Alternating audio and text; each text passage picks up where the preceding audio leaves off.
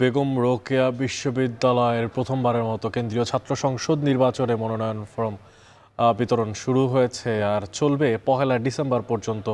এদিকে র্যাগিংয়ের দায়ে 3 শিক্ষার্থীকে বহিষ্কার করেছে বিশ্ববিদ্যালয় প্রশাসন। এই সামগ্রিক বিষয়গুলো নিয়ে বিস্তারিত জানানোর জন্য বিশ্ববিদ্যালয় ক্যাম্পাস থেকে আমাদের সঙ্গে যুক্ত আছেন মোকাররম হোসেন। সরাসরি যুক্ত হচ্ছে মোকাররমের সঙ্গে। মোকাররম, প্রথমে জানতে চাই আসলে মনোনয়ন ফরম বিতরণ কেমন চলছে আজকের এই দিনটাতে, আর পাশাপাশি র্যাগিংয়ের যে প্রসঙ্গ ছিল সেই প্রসঙ্গে আসলে সবশেষ খবরাখবর আপনার মাধ্যমে জানতে চাই। অনেক বেগম রোকেয়া বিশ্ববিদ্যালয়ে ছাত্র সংসদ নির্বাচন নিয়ে যে ধোঁয়াশা তৈরি হয়েছিল সেই ধোঁয়াশা কেটে গিয়েছে এবং গতকালকের যে সিন্ডিকেট বৈঠক ছিল সেখানে মূলত শিক্ষার্থীদের দুটি পক্ষের যে দুটি দাবি সেই দাবি নিয়ে আলোচনা হয়েছে এবং সেই সিন্ডিকেট বৈঠকে সিদ্ধান্ত হয়েছে যে যথাসময় অর্থাৎ যেই তফসিল ঘোষণা করা হয়েছে 24 ডিসেম্বর, সেই 24 ডিসেম্বরে নির্বাচন অনুষ্ঠিত হবে এবং এই নির্বাচনটি মূলত শীতের ছুটির সঙ্গে এক ধরনের মুখোমুখি অবস্থানে দাঁড় করানো হয়েছে বলে বিশ্ববিদ্যালয়ে শিক্ষার্থীদের দুটি অংশ অভিযোগ করেছেন।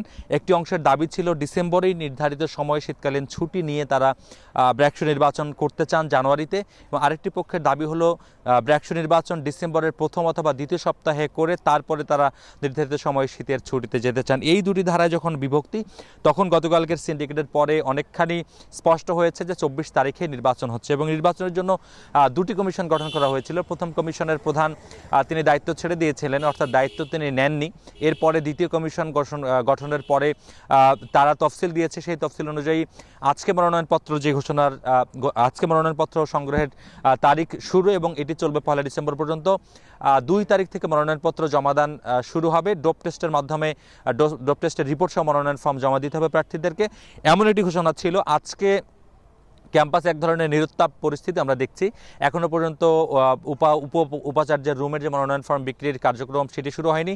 তবে বিশ্ববিদ্যালয়ের এখন শিক্ষার্থীরা মূলত 3টি ধারায় বিভক্ত। ক্যাম্পাসে ছাত্র রাজনীতি নিষিদ্ধ, এরপরও ক্যাম্পাসের বাইরে শহরে যাদেরকে ছাত্র দলের প্রোগ্রামে দেখা যায়, শিক্ষার্থীদের সেই অংশটি চাচ্ছেন যে এই সময়টিতে তারা নির্বাচন করতে চান না, তারা নির্বাচনের জন্য আরও অনেক পর্যাপ্ত সময় চান। এবং ছাত্র শিবির সমর্থিত যে শিক্ষার্থীরা রয়েছেন, যাদেরকে ক্যাম্পাসের বাইরে ছাত্র শিবিরের প্রোগ্রামে দেখা যায়, তারা বলছেন যে এই সময়ের মধ্যে নির্বাচন হলেও তাদের আপত্তি নেই।